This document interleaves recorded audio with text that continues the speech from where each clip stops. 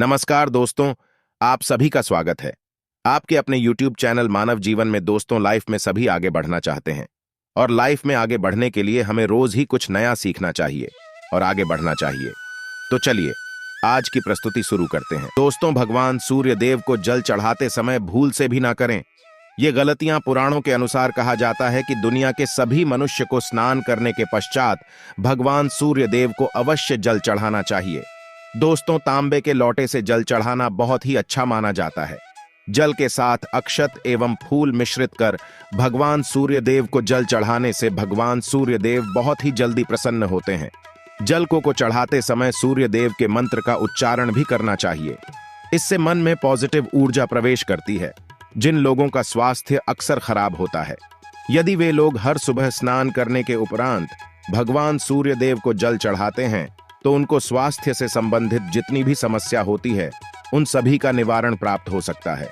बहुत से लोगों की कुंडली में सूर्य की दशा ठीक नहीं होती। इन लोगों को अवश्य ही रोजाना स्नान करने के पश्चात भगवान सूर्य देव को जल चढ़ाना चाहिए। इससे उनके घर में जो भी खराबी है उसमें सुधार आ सकता है। सवाल यह है कि सूर्य भगवान को कैसे जल चढ़ाएं एवं कब जल चढ़ाएं। चलिए अब हम बात करते हैं कि भगवान सूर्य देव को जल चढ़ाते समय हमें किन बातों का ध्यान रखना चाहिए। यदि आप भगवान सूर्य देव को जल चढ़ाते समय या गलतियां कर रहे हैं तो भगवान सूर्य देव को जल चढ़ाना और न चढ़ाना एक समान है। आइए जानें। भगवान सूर्य देव को जल चढ़ाते समय होने वाली गलतियों के बारे में हो सकता है कि इन्हीं गलतियों के कारण आपके रोजाना सूर्य देव को जल देने से भी आपको किसी भी तरह का कोई लाभ प्राप्त नहीं हो पा रहा है। परंतु दोस्तों, उससे पहले आपसे रिक्वेस्ट करते हैं कि वीडियो को लाइक अवश्य करिएगा, दोस्तों को शेयर कर दीजिएगा और यदि आपने अभी तक चैनल को सब्सक्राइब नहीं किया है तो चैनल को सब्सक्राइब करके बेल आइकॉन अवश्य दबा दें। सबसे पहली बात, पूर्व की ओर मुख रखें। भगवान सूर्य देव को सदैव पूर्व की रखकर जल चढ़ाना चाहिए। जल चढ़ाते समय उस जल के छींटे आपके पैरों के ऊपर नहीं पड़नी चाहिए। सदैव इस बात का ध्यान रखिए कि जहां से भी आप जल चढ़ा रहे हैं उस स्थान से भगवान सूर्य देव को जल देने वाले लोटे का जल आपके पैर में किसी भी हाल में नहीं गिरना चाहिए। यदि जल चढ़ाते वक्त आपके पैर में भी जल गिरता है तो यह अच्छी बात नहीं है, क्यों कि इससे सूर्य देव क्रोधित हो जाते हैं। आपके ऊपर किसी के अशुभ दृष्टि भी बढ़ सकती है। सूर्य देव को जल चढ़ाते समय सूर्य देव के इस मंत्र का जाप करें, ओम सूर्याय नमः। दूसरी बात, बिना स्नान किए जल चढ़ाएं। भूल से भी यह गलती न करें। तीसरी बार, ताम्रपत्र का उपयोग आजकल प्लास्टिक रहा है। प्लास्टिक की किसी भी प्रकार की चीजों से भगवान सूर्य देव को जल बिल्कुल भी अर्पित न करें। इसके अलावा स्टील, पीतल, कांच इत्यादि पत्रों का भी प्रयोग न करें। भगवान सूर्य देव को जल चढ़ाने के लिए सदैव ताम्रपत्र का प्रयोग करना चाहिए। इसके पीछे वैज्ञानिक कारण यह भी है कि सूर्य देव की उष्णता से प्लास्टिक से कुछ जहरीली गैसें निकलती है जो हमारी सेहत के लिए भी अच्छी नहीं होती। चौथी बात, ब्रह्मा मुहूर्त में ही अर्पित करें जल। कोशिश ब्रह्मा मुहूर्त में ही आप भगवान सूर्य देव को जल अर्पित करें।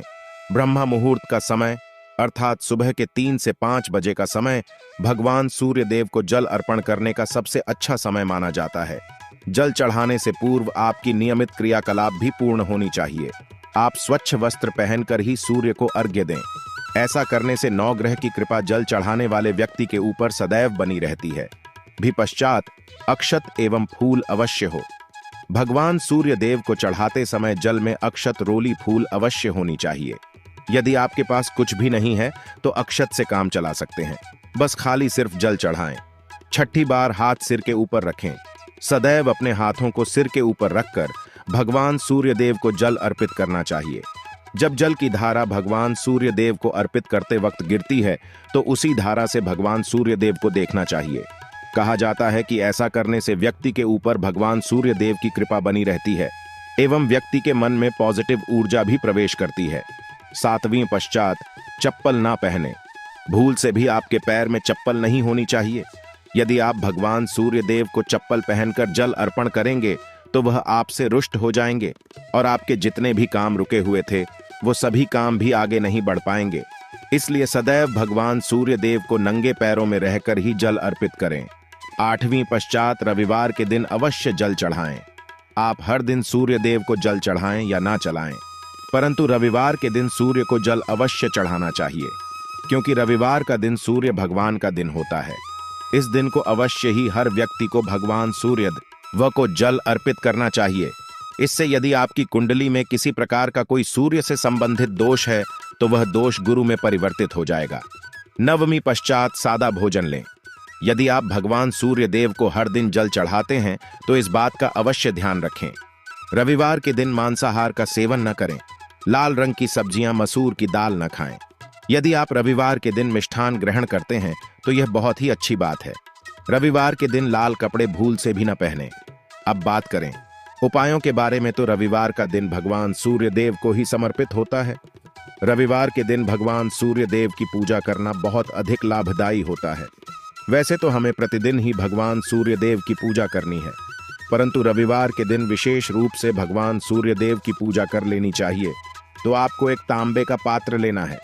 उस तांबे के पात्र में आपको जल रखकर भगवान सूर्य देव को हर रविवार को अर्पित करना है। यदि आप प्रतिदिन नहीं कर पाते हैं तो रविवार को अवश्य करें। वैसे आपको प्रतिदिन सूर्य देव को जल अवश्य लेना चाहिए, चाहे आप कोई भी पूजा नहीं कर पाते हैं, समय नहीं है आपके पास, तो सिर्फ स्नान करने के पश्चात भगवान सूर्य देव को जल भी अर्पित कर देते हैं। तब भी जन्म कुंडली के ग्रह दोष समाप्त हो जाते हैं और आपको जो भी परेशानियां होती हैं, परेशानियों से मुक्ति मिलती है। जब आप भगवान सूर्य देव को जल अर्पित करते हैं, गायत्री मंत्र का जाप करें। गायत्री मंत्र का जाप आप यथासंभव कर सकते हैं। यदि आपके पास समय है तो 108 बार करनी चाहिए। नहीं तो जितनी देर रात जल्द दे रहे हैं वहां पर खड़े होकर भगवान सूर्य देव के सामने 5 मिनट तक करनी चाहिए। इससे आपको बहुत लाभ होता। गायत्री मंत्र का जप करने से, जैसे भगवान सूर्य देव को जल अर्पित करते समय जब हम गायत्री मंत्र का जप करते हैं तो हमारी नौकरी में यदि कोई बाधा आती है तो बहुत दूर होती है, नेगेटिव ऊर्जा दूर होती है। रविवार के दिन सुबह जब आप भगवान सूर्य देव को अर्घ्य देते हैं तो उसमें थोड़ा सा गुड़ मिला। इससे क्या होगा? इससे आपकी सभी कामनाएं पूर्ण होंगे। यदि आप भगवान सूर्य देव को जल अर्पित करते हैं, उसमें थोड़ा सा गुड़ मिलाकर अर्पित करते हैं, आपकी सभी कामनाएं पूर्ण हो जाती हैं। भाग्य का साथ बहुत लोगों को नहीं मिलता है। बहुत से लोग कंप्लेंट करते हैं कि हमारा भाग्य हमारा साथ नहीं देता है। ऐसे में भाग्य का कारक माना गया है, प्रबल कारक माना गया है भगवान सूर्य देव। तो जब आप भगवान सूर्य देव को सुबह जल देते हैं तो जल देते समय आपको गायत्री मंत्र का जप करना है। और उसके अलावा आपको भाग्य का साथ चाहिए तो रविवार के दिन गुड़ और चावल का दान करना अच्छा माना जाता। गेहूं का दान भी आप कर सकते हैं। गेहूं और गुड़ का दान करना बहुत श्रेष्ठ माना जाता है और इसको करने से आपके सभी काम बनने लग जाते हैं। यदि आप यह दान करते हैं तो सूर्य देव की कृपा से आपके जो काम होते हैं, जो रुके हुए हैं, बनने लग जाते हैं। यह का साथ आपको प्राप्त हो जाता है।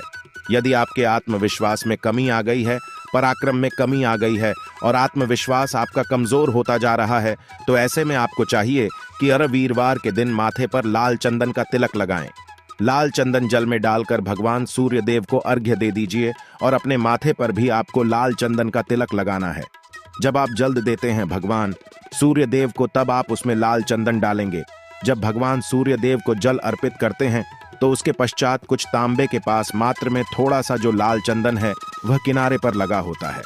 जब हम कोई भी वस्तु डालकर अर्पित करते हैं तो किनारे पर थोड़ा सा लग ही जाता है। उस पात्र अनामिका उंगली में आपको लाल चंदन लेना है और इसे अपने मस्तक पर लगाना है। यदि आप यहां प्रतिदिन करते हैं तो निश्चित बहुत शीघ्र आपके आकर्षण में वृद्धि होती है। आपके सभी काम बनने लग जाते हैं। आप यदि व्यापार करते हैं तो आप जिनसे भी डीलिंग करते हैं, जिनसे भी आपका व्यापार है, जिनसे भी आपका व्यापारिक रिश्ता है, बहुत मजबूत स्थिति में होता है। आपके मान सम्मान के साथ आपके आत्मविश्वास में भी वृद्धि होती है। सूर्य की कृपा पाना चाहते हैं तो लाल मसूर की दाल किसी ब्राह्मण को रविवार के दिन दान कीजिए। यदि आप किसी मन को लाल मसूर की दाल दान करते हैं तो इससे आपकी जन्म कुंडली के ग्रह दोष दूर होते हैं।